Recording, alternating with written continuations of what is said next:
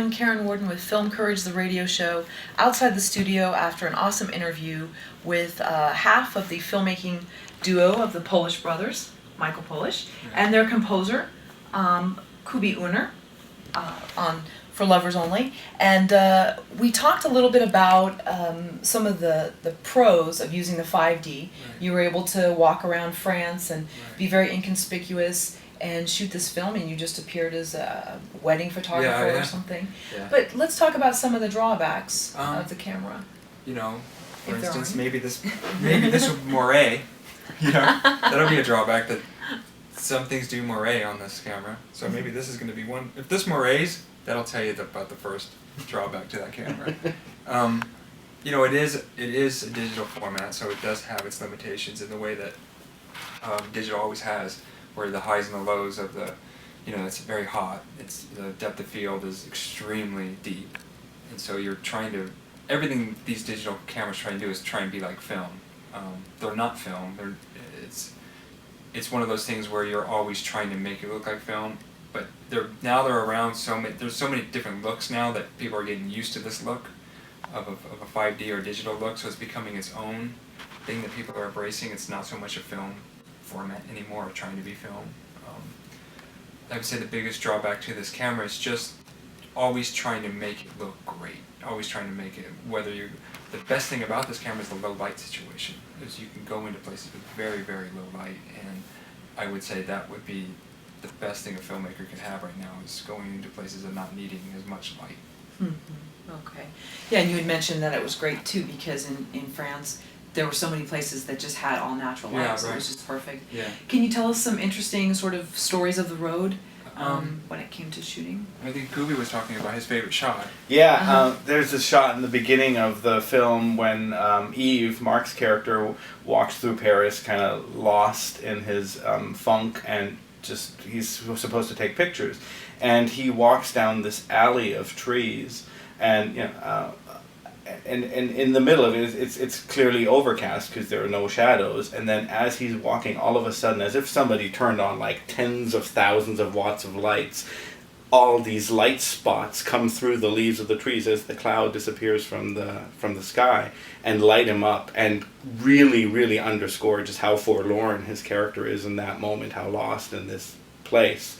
And anyway, if I had one of those, you can put it on the wall, digital frames, that would be the loop that I would have in my digital frame. It's a great shot. Yeah, that's one of those moments where you go, you don't even know you're getting it, because you're running around Paris, whether you're on a motorcycle or you're in a sports car, you're following Yves around Paris. When he walks through there, it's he did it one or two times. I don't see that shot until we get back, and I go, whoa, actually, you don't see the clouds, you don't see the sun, you just see these trees light up. And that's magic that, I've done seven, 8 movies, and I don't remember anything happening quite like that. Maybe on Norfolk a couple of times, but it was really nice. Yeah. Happy accident. Yeah, happy accident. Uh-huh. Well, I would assume that it's great when you have a camera that you by design can just run the whole time, and that you obviously increase your incidence of habit accidents just because it keeps your magic running. Possibilities. Yeah. And I know that when you score the film, you sort of like get to learn every once in a while. There's a scene where you just know, oh my God, this was one where the camera was just running, and there's like a little look or something that just sort of happens, and that then in the right context and editing, all of a sudden gets all this meaning. You would have never caught it if you had just rehearsed the scene with a 10-minute film cassette. There's a big percentage of For Lovers Only, where it's about Mark and Stana waiting or sitting around or talking about the scene, and I'm photographing them. Stuff in bed where they're either getting ready or we're talking about the scene. I'm continually shooting them. So he's touching her hair. Right. She's fixing the pillow. They're laughing. They're talking about what we ate last night or where we're gonna go for lunch. Talking about Paris. So there's a lot of in between moments that camera's able to catch without saying, okay, we're ready, action. And that's probably why the intimacy of For Lovers Only works so well. Mm-hmm. Very natural. Mm-hmm. I want to switch gears just a little bit and talk about what are the secrets to a good working relationship, because this is not your first project together. Right. So in a marriage, it's always don't go to bed angry and things Yeah. like that. So what? We show that. You show that Don't too? go to bed Okay. angry. That was our first rule. Yeah, exactly. We start going to bed. Don't go to bed angry. So we never sleep. Yeah. Okay. For me, it is actually like a marriage. You pick the right partner. That's the biggest one, and there is an affinity in the way that Mike and Mark tell stories. That an affinity that I have with the way that Mike and Mark tell stories. So it's. I honestly don't believe much in quote unquote working on relationships. They either work or they don't. And but obviously the one thing that I can have with Mike and Mark is absolute trust.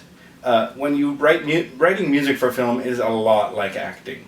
The longer I do it, the more I realize that. And and actors talk a lot about how they have to be able to trust the filmmaker. And for me, it's really the same thing. So for me, then it becomes a process of really understanding the story.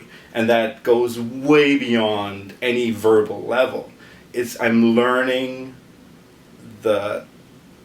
what are we doing here? That's my entire job.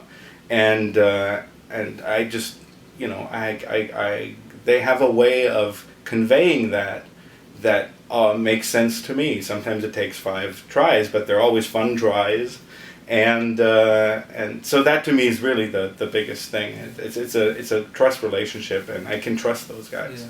I mean, I would say having gone to the same school helped a lot. Going to Cal Arts helped a lot because to be in that school, there's an inherent nature that you have, an articulation that you have with another artist that you look at. You look at Cal Arts and you look at it as basic training. There's a training there that we have a commonality of how artists speak to each other, and there's a razor's edge that we really, really understand. What I really like about Kubi is that the inventiveness, that always trying to find something new, and having him fail is the best thing because it comes to something else. He never stops. He never ever stops working, and that to me just says we're going to get there. We're going to get to the place that everybody's happy. And for me, actually, I really love the process of failing when you work with a good filmmaker, because my first attempt is always what I would do, and it's always pretty much the best of what I would do with a certain situation, a certain story, and so every step after that is something that I had no idea was a possibility. It still comes from me, obviously. They don't say, make the oboe play an E flat. But it goes to the much more important level, which is, the underlying, the subtext, the emotional content, the energy, the pacing, all these things. So step 2, 3, 4, 5, however many it takes, are things that I wouldn't have done initially. Otherwise, they would have been in draft 1. And so once I'm done with those 5 drafts, they're all mine. All these new ideas, all these new ways of looking at the situation, of reading this character, of reading the motion through the frame or whatever, they become mine. And so it's really, it's a very parasitic relationship as a composer, but I really like it because I get to amplify my storytelling in my medium. And I guess it's the same for everybody who works in any kind of collaborative, 2 actors working together feed off of each other, and then they walk away twice the actor that they were before this. And so in a good situation, I really enjoy the process of rewriting, as long as you have enough time, and as long as you have collaborators where you go, I really like the way they go about this. I'm a fan of their films, otherwise it wouldn't work. But since I am a fan, it's really a great situation.